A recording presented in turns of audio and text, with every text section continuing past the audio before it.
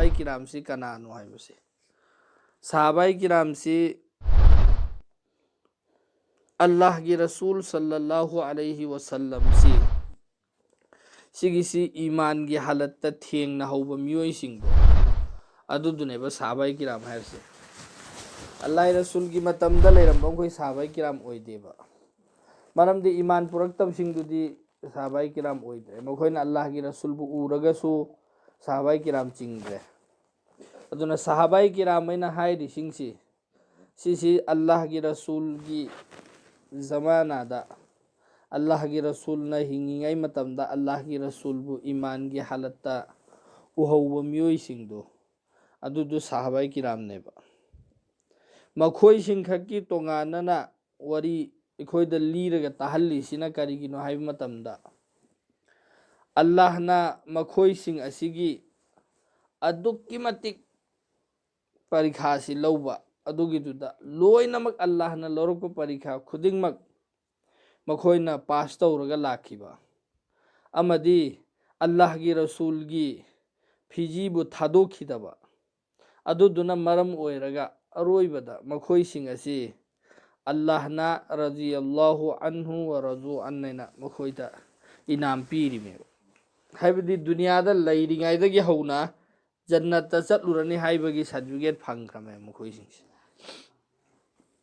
makhoina aduki matik parikha sida hotna khipse parikha haibadi ikhoina che iraga parikha tharubdu natte makhoina iman purakpa matamda amadi dina sibu sandokningaigi hotnaba matamda awaba makhan mayam ama makhoida thenghankheba Allahna adugi awaba singdu loina mayoknaraga Allah gi Rasul gi damakta Allah gi damakta khongpham chetna lepkheba matamduda makhoida lakhiba har awaba khuding makse sigisida Allah na loina makhoibu maipsu amuka pahaleba sigisina makhoina mai pakhallisina karigino hai matamda ngasi aikhoina khoisu dinda khongpham chetna leiba taragadi Allah na aikhoigi mateng pangakani haibadu adugi duneba maramdi makhoigi mateng Allah na chauna pangeba kanagumba mi ama Allah gi ibadattagi lapthokna leikrene si lapthokribasi ma masana natteba Allah na mabu Allah gi ibadattagi inthora imeba Allah na tanthorakpa haibadu adu ngasai hairisini sida hairisi Allah gi Rasul da Allah na Quran da hairimeba dunia gi punsi asigi leiteng oiriba potsingbu thiribasing aduda mityeng taruganu amasung aina aigi ibadattagi thaptok hankraba mising aduna haiba inganu aina aigi ibadattagi thaptok hankraba sigisi aikhoisi namaz solammeba ada namaz solambadagi aisi namaz solaktreba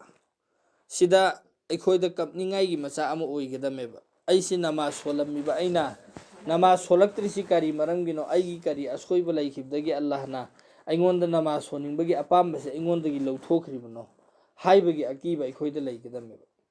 maramdi aikhoina tawriba ibadat sigisina Allah da kanaba ama phoba phangba natteba dunyada leiba mipum khuding maksina loina maksina Allah gi ibadat ama phoba tawdraba adu oibtaragasu Allah da mangjaba machet ama phoba leiroi dunyada leiba mipum khuding maksina loina magi ibadat si mapung phana tawraba aduda Allah na mahoina tawriba ibadat tudagi hengat thoigatna loina makta pithokhraba aduda su Allah da mangjabadi ama phoba leite maramdi Allah na sariba jannat si aduki matik chawkhrabjatneba dunia sidagi hangam maru amagi chang iman puraga lakpa midu dunia sugumba saruk tara hena chawba jannat pigane na hairi mi yamdan adudi mipung khuding maksi loina maksi jannat ta sangaga so Allah da mangjabdi leiteba Allah ne hena pamjeyeba haraujeyeba jannat ta changningai torpado adubu kari gumba matamda bandagi niyatta soibagi amadi makhoina ibadat tawbu matamda mapung phana tawdabdagi Allah na makhoida na khara khajik tawram ibadat tus lawthoeba tawronu nang tawnindrabdudena adu si mangjari si kana khakino lawthokhriba midu khakkineba mangise Allah gi di mangjaba amta leiteba mipum khuding makki jannata yum amamam layeba miyoiba mipum khuding makki jannata yum amamam layeba dozakta su yum amamam layeba mi khuding maksi dunia hek lakhriba mi khuding maksi sisigi jannata su yum amamam layeba dozakta su yum amamam layeba aigisu jannata su yum am lay jahannam da su yum am layeba aina sidagi dunia dagi decide tawgudormeba aisi jannat ki yum du da satkadra jahannam ki yum du da satkadori brahibsi aina dunia da lairing aisi daneba aina khalhaugudorise ado aina jahannam ki yum du khangrene jannat ki yum du hanganeba nadrane adudi jannati amada aigi yum du pithokineba aine gidena laigibdu pithokineba adudagi aisina jannat ki yum du khangre aduga jahannam ki yum se hangaurene adu kona jahannam da tara iba mi singdo adugi manungda amada aigi yum du pikhineba haibadi mangonda azab te hingat hanganeba ado aina sidagi khalaugadameba aigi yum si karai rom dana haibise aduna Allah na aigi thamoida ibadat tawningbagi apamba po ambaga pogaktriba natraga namaz solaktriba Quran solaktriba ibadat macha oroso jo aina tawramba ibadat aingondagi thaptokhrisi sigisida ai Allah da kiba phawgadameba kahi Allah na aibu magi ibadat tagi thapto halbira ibra inthokpira ibra haibana chingba ikoi thamoida akiba leigidameba maramdi aisi kanagi imungda leirimo kanagi nupino kanagi karino ama phawba Allah di engde karigumba khandan macha masu engba taragadi Allah na Hazrat Nuh alayhi salam na magi hi sida tongaga chatle magi macha si tongo haiba suya yadada lihaurimeba adugi matamduda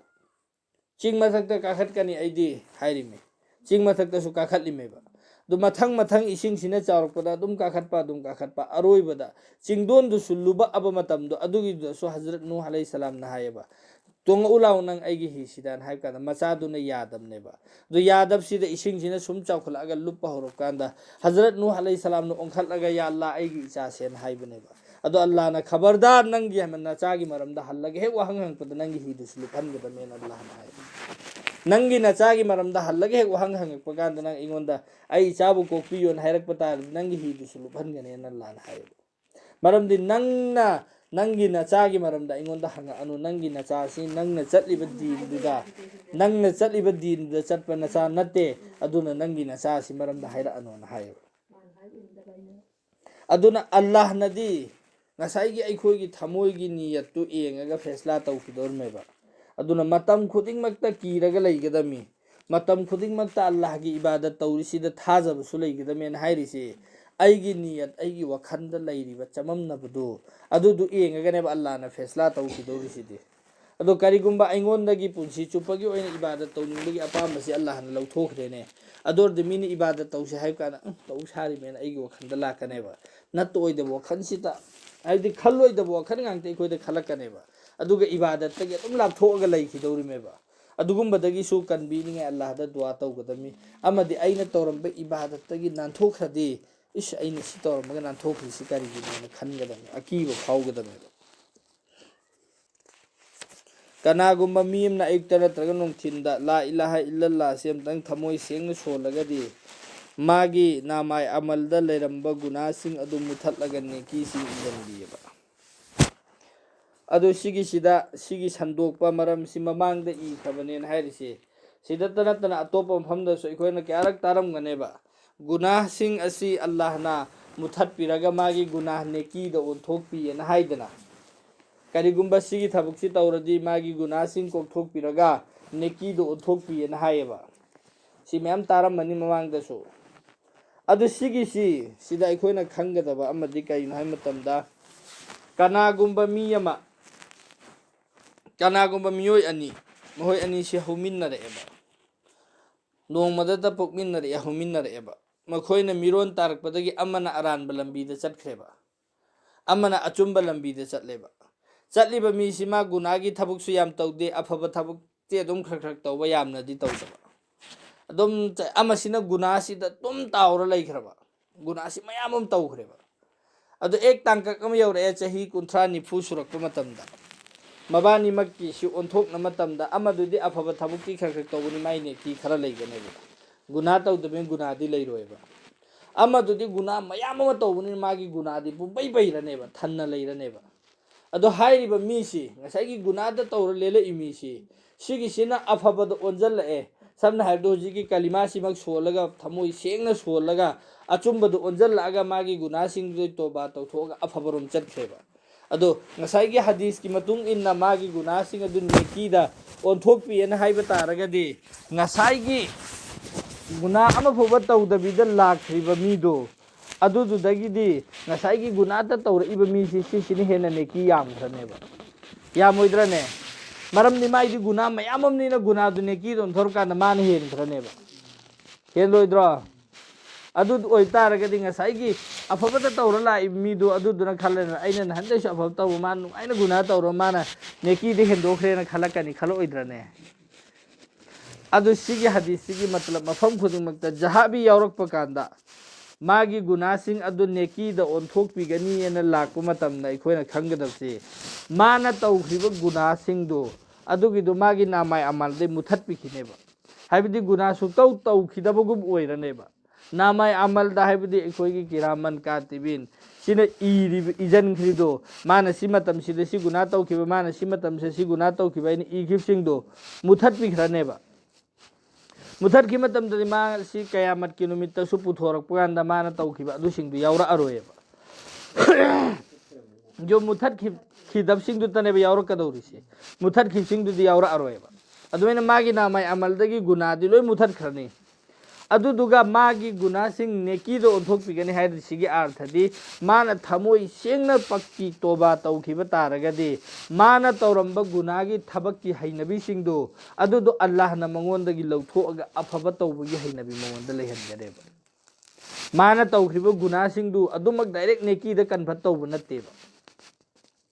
ꯃꯥꯅ ꯒꯨꯅꯥ ꯇꯧꯔꯒ ꯂꯩꯔꯝꯕꯗꯨ ꯑꯗꯨꯗꯨ ꯒꯨꯅꯥꯗꯨꯗꯒꯤ ꯊꯥꯞꯊꯣꯛꯑꯒ ꯅꯦꯀꯤ ꯇꯧꯕꯒꯤ ꯍꯩꯅꯕꯤ ꯑꯣꯏꯍꯟꯕꯤꯒꯅꯦꯕ ꯑꯗꯨꯅꯤ ꯒꯨꯅꯥꯍ ꯅꯦꯀꯤꯗ ꯑꯣꯟꯊꯣꯛꯄ ꯍꯥꯏꯔꯤꯁꯤ ꯒꯨꯅꯥꯍ ꯇꯧꯕꯒꯤ ꯍꯩꯅꯕꯤꯗꯨ ꯅꯦꯀꯤ ꯇꯧꯕꯒꯤ ꯍꯩꯅꯕꯤꯗ ꯑꯜꯂꯥꯍꯅ ꯑꯣꯟꯊꯣꯛꯄꯤꯒꯅꯤ ꯍꯥꯏꯕꯅꯦꯕ ꯃꯥꯅ ꯇꯧꯈ꯭ꯔꯤꯕ ꯒꯨꯅꯥꯁꯤꯡꯗꯨ ꯂꯣꯏꯅ ꯑꯃꯨꯛꯀ ꯁꯋꯥꯞꯇ ꯑꯣꯟꯊꯣꯔꯛꯀꯅꯤ ꯍꯥꯏꯕ ꯅꯠꯇꯦꯕ हज़रत सालेह अलैहिस्सलाम हज़रत सालेह अलैहिस्सलाम से नबी नेबा मतम्मगी मासु नबीनी अदु माना दीनगी दावत तौ मतमदा मागी कोमसिंगसिना मोहयगिदि चटनबीनी नबीदा तरह तरहगी अवाब मयाम पियेबा अदो मखोयना मोजेसा नंगना नबीनी हाइब तारगदी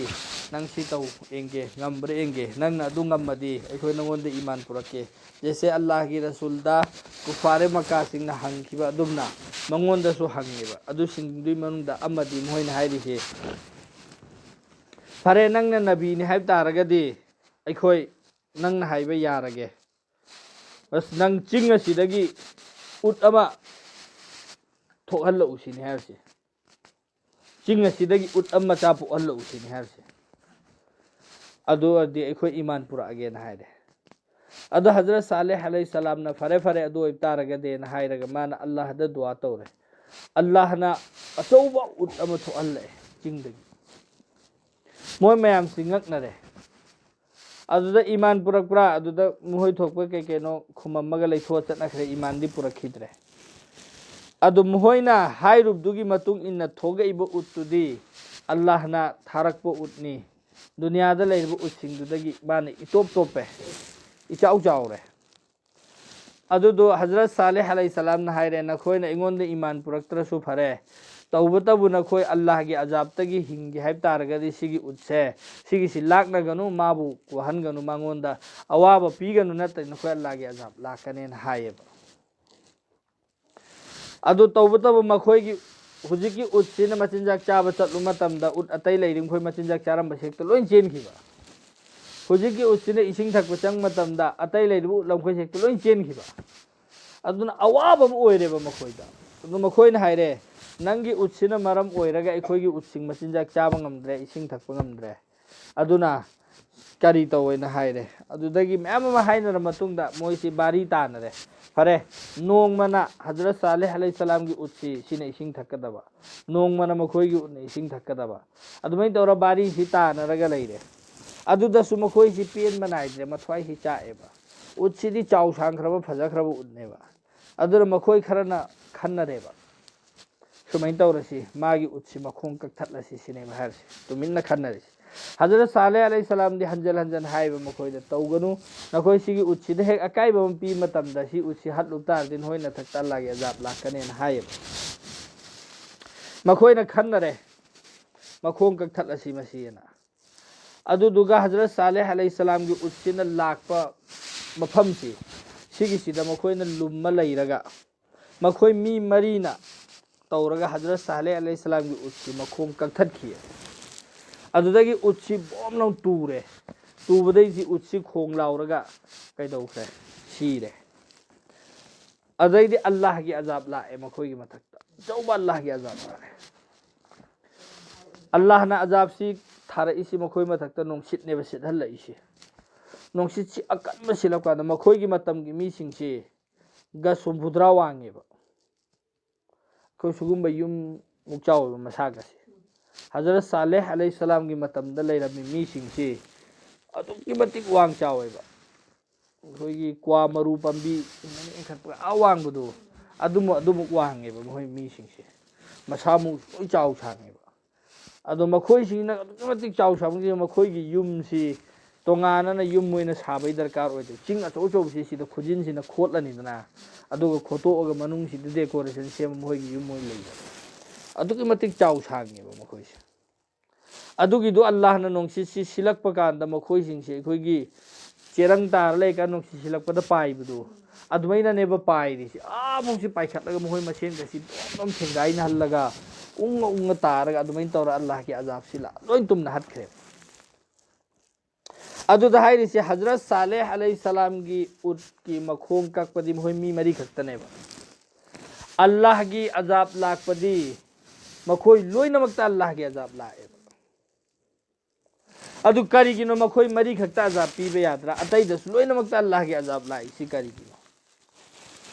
ꯑꯗꯨꯗ ꯍꯥꯏꯔꯤꯁꯤ ꯃꯈꯣꯡ ꯀꯛꯄ ꯃꯈꯣꯏ ꯃꯔꯤꯗꯨ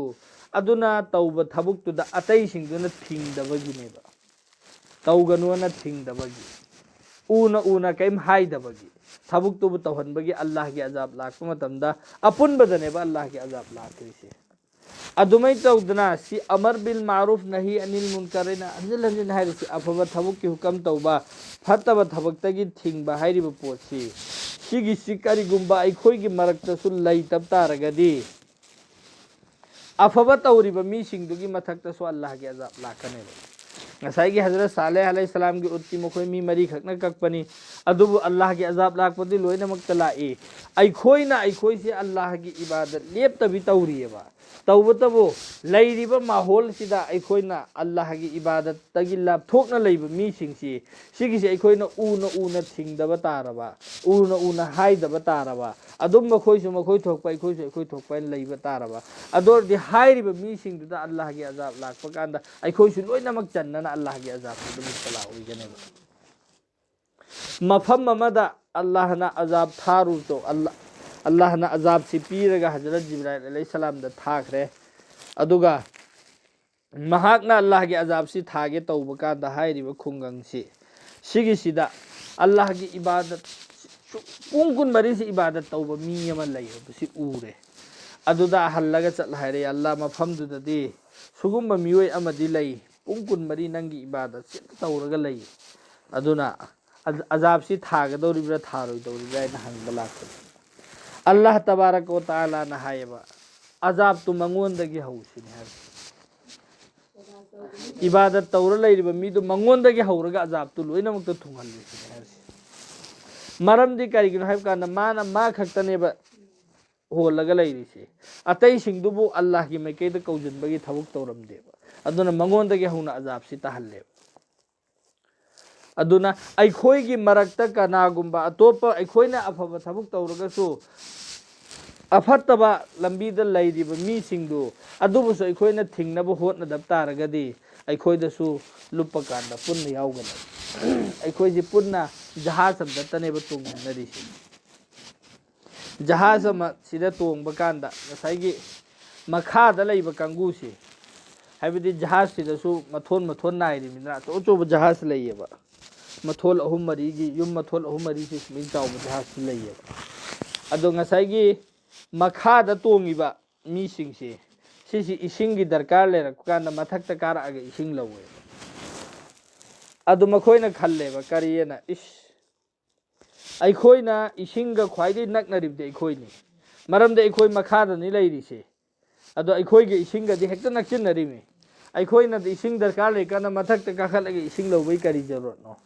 ꯑꯩꯈꯣꯏꯁꯨ ꯏꯁꯤꯡ ꯈ꯭ꯋꯥꯏꯗꯒꯤ ꯅꯛꯅꯔꯤꯁꯤꯕꯨ ꯑꯃ ꯍꯦꯛꯇ ꯃꯈꯨꯜ ꯑꯃ ꯍꯨꯠꯇꯣꯛꯑ ꯂꯣꯏꯔꯦꯅ ꯃꯈꯣꯏꯅ ꯃꯈꯨꯜ ꯑꯃ ꯍꯨꯠꯂꯦꯕ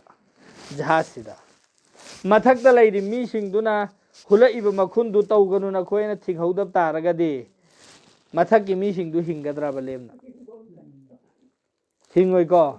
ꯉꯁꯥꯏ ꯄꯨꯟꯅ ꯖꯍꯥꯖꯇꯨ ꯂꯨꯕꯛꯀꯗꯧꯔꯤꯕ ꯃꯈꯥꯗ ꯃꯈꯣꯏꯅ ꯑꯁ ꯃꯊꯛꯇ ꯍꯥꯏꯔꯨꯕ ꯐꯥꯎꯗꯤ ꯑꯩꯈꯣꯏ ꯊꯣꯛꯄ ꯍꯥꯏꯅ ꯃꯈꯨꯜ ꯑꯃ ꯍꯨꯜꯂꯛꯑꯦꯕ ꯑꯗꯨ ꯍꯨꯜꯂꯛꯏꯃꯤꯅ ꯃꯊꯛꯀꯤ ꯃꯤꯁꯤꯡꯅ ꯆꯠꯂꯦ ꯃꯈꯣꯏ ꯃꯈꯥꯗ ꯍꯨꯠꯆꯕꯅꯦ ꯑꯩꯈꯣꯏ ꯃꯊꯛꯇ ꯅꯠꯇꯦꯅ ꯑꯩꯈꯣꯏꯅ ꯃꯣꯏ ꯂꯩꯊꯣꯛꯄ ꯇꯥꯔꯒꯗꯤ ꯂꯨꯕꯛꯄ ꯀꯥꯟꯗꯗꯤ ꯄꯨꯟꯅ ꯂꯨꯞꯀꯅꯦꯕ ꯑꯗꯨꯃꯥꯏꯅ ꯇꯧꯗꯅ ꯑꯜꯂꯥꯍꯒꯤꯗꯃꯛꯇ ꯇꯧꯔꯤꯕ ꯑꯩꯈꯣꯏꯁꯤꯅ ꯑꯐꯕ ꯇꯧꯔꯒꯁꯨ ꯐꯠꯇꯕ ꯇꯧꯔꯤꯕ ꯃꯤꯁꯤꯡꯁꯤꯕꯨ ꯑꯩꯈꯣꯏꯅ ꯎꯅ ꯊꯤꯡꯗꯕ ꯇꯥꯔꯕ ꯅꯠꯇ꯭ꯔꯒ ꯃꯈꯣꯏꯁꯤꯕꯨ ꯑꯩꯈꯣꯏꯅ ꯑꯆꯨꯝꯕ ꯂꯝꯕꯤꯗ ꯄꯨꯔꯛꯅꯤꯡꯉꯥꯏ ꯍꯣꯠꯅꯗꯕ ꯇꯥꯔꯕ ꯑꯗꯨ ꯑꯣꯏꯕ ꯇꯥꯔꯒꯗꯤ ꯑꯜꯂꯥꯍꯅ ꯑꯖꯥꯕ ꯊꯥꯔꯛꯄꯗ ꯑꯩꯈꯣꯏ ꯂꯣꯏꯅꯃꯛ ꯆꯟꯒꯅꯤ ꯑꯗꯨ ꯁꯤꯒꯤ ꯃꯇꯨꯡꯗ ꯑꯃꯨꯛꯀ ꯍꯥꯏꯔꯤꯁꯤ ꯑꯩꯈꯣꯏꯅ ꯑꯐꯕꯒꯤ ꯍꯨꯀꯝ ꯇꯧꯋꯦꯅ ꯍꯥꯏꯔꯦ ꯇꯧꯔꯦ ꯑꯗꯨꯗꯁꯨ ꯌꯥꯗ꯭ꯔꯤꯁꯤꯗꯤ ꯀꯝ ꯇꯧꯕ ꯁꯤꯅꯦꯕ ꯅꯠꯇ꯭ꯔꯅꯦ ꯑꯩꯈꯣꯏꯒꯤ ꯋꯥꯍꯪꯁꯤ ꯍꯥꯏꯕ ꯌꯥꯕ ꯍꯥꯏꯔꯝꯃꯤ ꯌꯥꯗ꯭ꯔꯤꯁꯤꯕꯣ ꯀꯝ ꯇꯧꯗꯣꯔꯤꯃꯣꯅ ꯀꯝ ꯇꯧꯁꯤꯒꯦ ꯍꯥꯏꯕꯗꯣ ꯌꯥꯕ ꯌꯥꯗꯕ ꯍꯥꯏꯕꯁꯤ ꯁꯤꯒꯤꯁꯤꯗꯤ ꯑꯜꯂꯥꯍꯅ ꯄꯥꯏꯔꯤ ꯃꯔꯝꯗꯤ ꯑल्लाहꯒꯤ रसूल सल्लल्लाहु अलैहि वसल्लम सिना मागी चचा अबू तालिब सी मागी चचा अबू तालिब सिना अल्लाह की रसूल से नुंसीबसी अदुकी मतिक नुंसीबा माना अल्लाह की रसूल सी अवाब तारक मफम खुदिंगमक्ता माना चटलगा मयोकनरगा माना थेंगनरगा कलइमेबा मा मुसलमान ओइबा नत्तेबा अल्लाह की रसूल न तौरिबा दीन की थबकसी मा याबा नत्तेबा अदोइरसु मान हाइरिसी अइना हिंगिङाइदा मोहम्मद ता कनामदा सोकपा यारोयना अल्लाह की रसूल की मक्ता पंबोम तिंगगा लेरमि अदुदु सिरमदाई मतमसी सिगी सिदतसु सिरमदाई मतमदा कनागुम्बा मी अमा फौगी तोबा कलिमा सोनबा ईमान पुरकपा अमता लौबा नत्तेबा अदुबु अल्लाह की रसूल ना हाइबा चचा नंगी दमक्तदी सिर्फ नंग आइगी नाकोंदा खक्ता कलिमा सी सोलमो आई अल्लाह मनाक्ता आई गवाही पीरुगे अदुगा आई नंगबु कनगे अदुगी दुदा अबू तालिब सी कलिमा सोनगे तौवेबा सोनगे तौबसीदा मतमदुगी काफिर अचो अचोबसिंगसे सिसिना चंगागा अमना खुयादा लेपरे अमना नाकन लेपरे अमना लुखुमदा लेपचलरेदना और लेपदगी मासी इकाइदना सोनद्रेबा अदो सोनगे तौबसी उबा कान थाइबा ए सिरमदाइदा कीदना नंग अखोय दिनसि थादोगा चटले हागे हाइरिब्रो ना हंगेबा अदई मासी इकाइदना सोनखिदेबा लैखिद्रा मतुंगदा अल्लाह की रसूल से अदुकी मतिक वखन नुंगाइतेबा अदुदा अल्लाह ना हाइरेबा ए मुहम्मद नंगी न थौदी सिर्फ नंग होटनबा मीबु आइगी माइकैदा कौसनबसी सि नंगी न थौनी मीदुबु अचुंबा लंबीदा चटहनदबा सिसिना आइगी इथौनी जो नंगी न थौ नत्तबा नंगना ngamदबा थबुकतो अदुदुदा नंगना माथा सारुबगी दरकार नत्ते नंगी न थौ तौफम थोकपुदुदा तौ अइना पामबा मीसिंगदो अइना अचुंबा लंबीदा पुरकनी अइना पामदा मीसिंगदो अइना तानथोकिनी अदुदा नंगना मा अचुंबा पुरक्त्रे नंगना माथा साबगी दरकार नत्ते नंगीदी नंगोंदा सिन्नरिबा थबुकतो अदु खक्ता पांथोकपियोना हाइरखि अदो अल्लाह की रसूल जो अल्लाह ना ख्वाइदगी नुंसीबा अदुदा फौबा हिदायत की करी पीखिद्रबदुदा अखोइना मीएमबो अचुंबा लंबीदा पुरक्त्रेना वानिंगाई नत्तेबा तौबतबो अखोइदा थमोइदा नुंगाइतबा लैबा अल्लाह की रसूल की थमोइदा नुंगाइतबा पोअम्मेबा कनागुंबा ꯑꯍꯂꯦ ꯀꯤꯇꯥꯕ ꯍꯥꯏꯕꯗꯤ ꯏꯃꯥꯟ ꯄꯨꯔꯛꯇꯕ ꯃꯤ ꯑꯃꯒꯤ ꯖꯅꯥꯖꯥꯁꯤ ꯄꯨꯔ ꯆꯠꯈꯤꯕ ꯎꯕ ꯀꯥꯟꯗ ꯑꯜꯂꯥꯍꯒꯤ ꯔꯁꯨꯜꯁꯤ ꯀꯞꯄꯦꯕ ꯑꯗꯨꯒ ꯍꯥꯏꯌꯦꯕ ꯑꯣ ꯑꯩ ꯂꯩꯅ ꯁꯤ ꯃꯤ ꯑꯩꯒꯤ ꯎꯝꯕꯠꯁꯤꯡꯒꯤ ꯃꯅꯨꯡꯗꯒꯤ ꯃꯤ ꯑꯃ ꯖꯍꯟꯅꯝꯗ ꯄꯨꯔ ꯆꯠꯄꯁꯦ ꯑꯩ ꯎꯔꯨꯏꯅꯦ ꯑꯩ ꯊꯤꯡꯕ ꯉꯝꯍꯧꯗ꯭ꯔꯦꯀꯣ ꯍꯥꯏꯅ ꯀꯞꯄꯦꯕ ꯑꯜꯂꯥꯍꯒꯤ ꯔꯁꯨꯜ ꯑꯜꯂꯥꯍꯒꯤ ꯔꯁꯨꯜꯅ ꯍꯥꯏꯗꯕ ꯅꯠꯇꯦ ꯍꯥꯏꯔꯤꯃꯤ ꯃꯁꯥꯅ ꯌꯥꯗꯕꯩꯅꯦꯕ ꯏꯃꯥꯟ ꯄꯨꯔꯛꯇ꯭ꯔꯤꯗꯣ ꯑꯗꯨꯗꯁꯨ ꯃꯉꯣꯟꯗ ꯑꯜꯂꯥꯍꯒꯤ ꯔꯁꯨꯜꯗ ꯀꯞꯄꯦꯕ ꯏꯁ ꯑꯩ ꯂꯩꯅ ꯃꯥꯁꯤ ꯖꯍꯟꯅꯝꯗ ꯆꯠꯈ꯭ꯔꯗꯕꯅꯤꯀꯣ ꯍꯥꯏꯅ ꯑꯗꯨꯅ ꯑꯩꯈꯣꯏꯗꯤ ꯉꯁꯥꯏꯒꯤ ꯑꯐꯕꯒꯤ ꯃꯥꯏꯀꯩꯗ ꯀꯧꯔꯛꯅꯤꯡꯉꯥꯏꯒꯤ ꯍꯣꯠꯅꯕ ꯃꯇꯝꯁꯤꯗ ꯑꯩꯈꯣꯏꯒꯤ ꯋꯥꯈꯜꯗ ꯈꯟꯒꯗꯕꯁꯤ ꯑꯩꯅ ꯍꯥꯏꯔꯤꯕ ꯄꯣꯠꯁꯤ ꯁꯤꯒꯤꯁꯤ ꯑꯩꯉꯣꯟꯗ ꯆꯪꯉꯛꯅꯤꯡꯉꯥꯏꯒꯤꯅꯤ ꯑꯩꯉꯣꯟꯗ ꯍꯦꯟꯒꯠꯂꯛꯅꯤꯡꯉꯥꯏꯒꯤꯅꯦꯅ ꯈꯟꯕ ꯑꯃꯗꯤ ꯃꯥꯁꯤ ꯑꯩꯉꯣꯟꯗꯒꯤ ꯍꯦꯟꯅ ꯐꯕ ꯃꯤꯅꯤ ꯕꯁ ꯃꯥꯅ ꯀꯥꯎꯗꯨꯅ ꯊꯕꯛꯁꯤ ꯇꯧꯗꯕꯗꯨ ꯅꯤꯡꯁꯤꯡꯕꯅꯤ ꯍꯥꯏꯅ ꯑꯩꯒꯤ ꯋꯥꯈꯜꯗ ꯊꯝꯕ ꯑꯗꯨꯒꯤ ꯃꯇꯨꯡ ꯏꯟꯅ ꯑꯩꯅ ꯃꯉꯣꯟꯗ ꯚꯥꯏ ꯅꯠꯇ꯭ꯔꯒ ꯑꯩ ꯏꯆꯦ ꯏꯆꯟ ꯑꯗꯨ ꯑꯗꯥ ꯑꯩꯁꯤ ꯁꯨꯝ ꯇꯧꯕꯅꯤ ꯅꯃꯥꯖ ꯁꯣꯟꯅꯤꯡꯉꯥꯏꯒꯤꯕꯨ ꯑꯣꯏꯔꯣ ꯑꯐꯕꯒꯤ ꯖꯣꯕꯤ ꯑꯩꯅ ꯉꯝꯖꯕ ꯄꯣꯠꯇꯣ ꯑꯩꯅ ꯃꯈꯣꯏꯗ ꯗꯥꯋꯠꯁꯤ ꯄꯤꯕ ꯁꯤꯒꯤꯁꯤꯗ ꯑꯩ ꯁꯋꯥꯕꯀꯤ ꯅꯤꯌꯠꯁꯨ ꯇꯧꯕ ꯑꯗꯨ ꯀꯅꯥꯒꯨꯝꯕ ꯃꯤ ꯑꯃ ꯉꯁꯥꯏꯒꯤ ꯑꯖꯥꯕꯁꯤ ꯑꯜꯂꯥꯍꯒꯤ ꯑꯖꯥꯕꯁꯤ ꯍꯥꯏꯔꯁꯨ ꯏꯟꯗ꯭ꯔꯦ ꯀꯝ ꯇꯧꯗꯣꯔꯃꯣꯅ ꯍꯥꯏꯔꯤꯁꯤ ꯁꯤꯒꯤ ꯄꯥꯎꯈꯨꯝꯗꯤ ꯀꯔꯤꯅꯣ ꯍꯥꯏ ꯃꯇꯝꯗ ꯀꯅꯥꯒꯨꯝꯕ ꯃꯤ ꯑꯃ ꯃꯥꯁꯤ ꯂꯩꯀꯥꯏꯁꯤꯗ ꯂꯩꯌꯦꯕ ꯑꯗꯨ ꯃꯥꯅ ꯉꯝꯖꯔꯤꯕ ꯃꯈꯩ ꯃꯥꯁꯤ ꯍꯣꯠꯅꯩꯌꯦꯕ ꯃꯥꯒꯤ ꯂꯩꯀꯥꯏꯁꯤꯗ ꯅꯃꯥꯖ ꯁꯣꯟꯗꯕꯁꯤꯡ ꯅꯃꯥꯖ ꯁꯣꯟꯅꯤꯡꯉꯥꯏꯒꯤ ꯗꯤꯟꯗ ꯆꯠꯇꯕꯁꯤꯡ ꯗꯤꯟ ꯆꯠꯅꯤꯡꯉꯥꯏꯒꯤ ꯑꯗꯨꯝ ꯂꯦꯞꯇꯕꯤ ꯍꯣꯠꯅꯔꯤꯑꯕ ꯑꯗꯨꯗꯁꯨ ꯁꯨꯛꯑꯣꯟ ꯑꯣꯟꯁꯜꯂꯛꯇ꯭ꯔꯦ ꯁꯨꯝ ꯑꯆꯨꯝꯕꯗ ꯂꯥꯛꯇ꯭ꯔꯦꯕ ꯑꯗꯨꯃꯥꯏꯅ ꯑꯗꯨꯝ ꯍꯣꯠꯅꯅ ꯃꯥꯁꯤ ꯂꯩꯈꯤꯗ꯭ꯔꯦꯅ ꯈꯜꯂꯣꯅꯦ ꯑꯗꯨ ꯑꯣꯏꯕ ꯇꯥꯔꯒꯗꯤ ꯍꯥꯏꯔꯤꯕ ꯃꯤꯗꯣ ꯑꯗꯨꯒꯤꯗꯨꯗ ꯑꯜꯂꯥꯍꯅ ꯅꯪꯒꯤ ꯀꯩꯔꯣꯏ ꯂꯩꯀꯥꯏꯗ ꯅꯃꯥꯖ ꯁꯣꯟꯗꯕ ꯃꯤ ꯂꯩꯅ ꯅꯪ ꯀꯃꯥꯏꯅ ꯂꯩꯔꯛꯏꯃꯣꯅ ꯍꯪꯒꯗꯕ ꯋꯥꯍꯪꯁꯤ ꯃꯉꯣꯟꯗ ꯍꯪꯉꯔꯣꯏꯕ ꯃꯔꯝꯗꯤ ꯃꯥꯗꯤ ꯃꯥꯒꯤ ꯃꯊꯧ ꯄꯥꯡꯊꯣꯛꯑꯝꯃꯦꯕ ꯃꯥ ꯍꯣꯠꯅꯔꯝꯃꯤꯑꯕ ꯌꯥꯗꯕꯗꯨꯅ ꯇꯣꯉꯥꯟꯕ ꯋꯥꯅꯦꯕ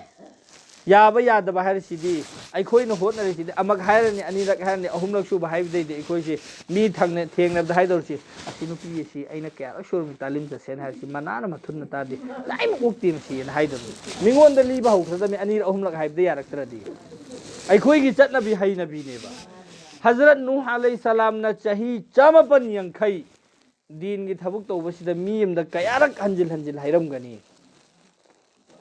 ꯃꯤ ꯑꯃꯒꯤ ꯃꯈꯣꯡꯗ ꯑꯌꯨꯛꯇ ꯑꯃꯨꯛ ꯆꯠꯂ ꯍꯥꯏꯔꯤꯃꯤ ꯅꯨꯡꯗꯥꯡ ꯋꯥꯏꯔꯝꯗ ꯑꯃꯨꯛ ꯆꯠꯂ ꯍꯥꯏꯔꯤꯃꯤ ꯑꯌꯨꯛꯇ ꯑꯃꯨꯛ ꯆꯍꯤ 150 ꯑꯁꯤ ꯑꯩꯈꯣꯏ ꯃꯇꯝꯁꯤꯗꯤ ꯁꯨꯔꯣꯟ ꯀꯌꯥꯅꯣ ꯁꯨꯔꯣꯟ 4ꯅꯦ ꯁꯨꯔꯣꯟ 4 ꯁꯦꯝꯒꯤ ꯃꯇꯝꯁꯤ ꯃꯤꯑꯣꯏ ꯈꯔꯗ ꯗꯤꯟꯒꯤ ꯃꯦꯍꯅꯠ ꯇꯧꯕ ꯀꯥꯟꯗ ꯃꯤ 5-6 ꯍꯦꯟꯅ ꯏꯃꯥꯟ ꯄꯨꯔꯛꯄ ꯅꯠꯇꯦꯕ ꯑꯗꯨꯒꯤꯗꯨꯗ ꯍꯖꯔꯠ ꯅꯨꯍ ꯑꯂꯩꯍꯤ ꯁꯂꯥꯝꯅ ꯁꯥꯎꯗ꯭ꯔꯒ ꯑꯩꯈꯣꯏꯅꯗꯤ ꯀꯔꯤꯒꯤꯅꯣꯕ ꯑꯍꯨꯝꯂꯛ ꯍꯥꯏꯔꯨꯀꯥꯟꯗ ꯌꯥꯔꯛꯇ꯭ꯔꯗꯤ ꯇꯧꯔꯤꯁꯤ ꯎꯔꯕꯁꯤ ꯁꯨꯡꯌꯥ ꯌꯥꯗ꯭ꯔꯕꯅꯤ ꯃꯥꯁꯦꯅ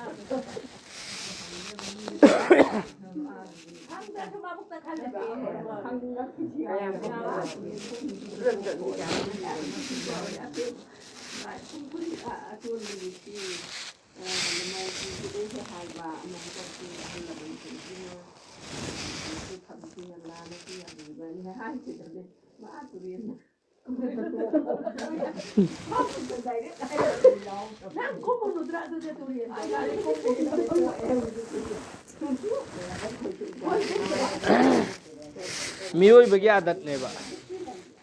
ꯁꯤꯒꯤꯁꯦ ꯃꯤꯑꯣꯏꯕꯒꯤ ꯍꯩꯅꯕꯤꯅꯦꯕ ꯀꯅꯥꯒꯨꯝꯕ ꯃꯤ ꯑꯃꯅ ꯑꯩꯉꯣꯟꯗ ꯋꯥ ꯑꯃ ꯍꯥꯏꯔꯛꯑꯦꯅꯦ ꯍꯥꯏꯔꯛꯏꯕ ꯃꯤꯁꯤ